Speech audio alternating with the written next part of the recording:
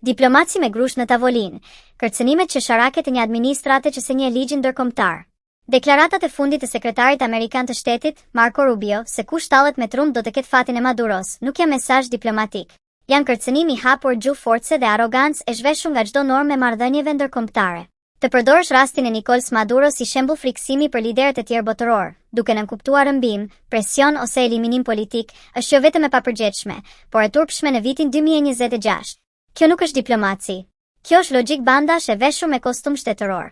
Administrata e Donald Trump përpiqet ta paraqesë presidentin amerikan si lider i paqes, ndërkohë që komunikon me botën përmes shantazhit, ose bindu ose përfundo si Maduro. Ky është përkufizim i saktë i politikës së forcës, jo i paqes. Rubio flet për oferta bujare dhe shanse që Maduro pas ka refuzuar.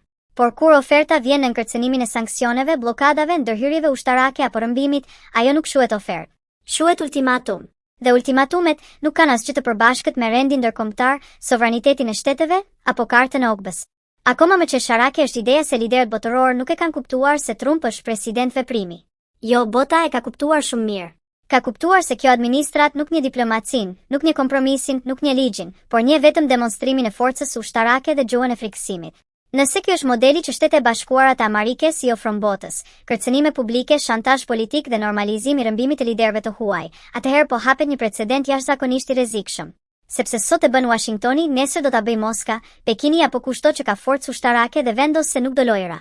Kjo nuk është udhëheqje globale, është abuzim me pushtetin. Kjo nuk është siguri ndërkombëtare, është rrugë drejt kaosit. Dhe kjo nuk është diplomaci e shekullit 21.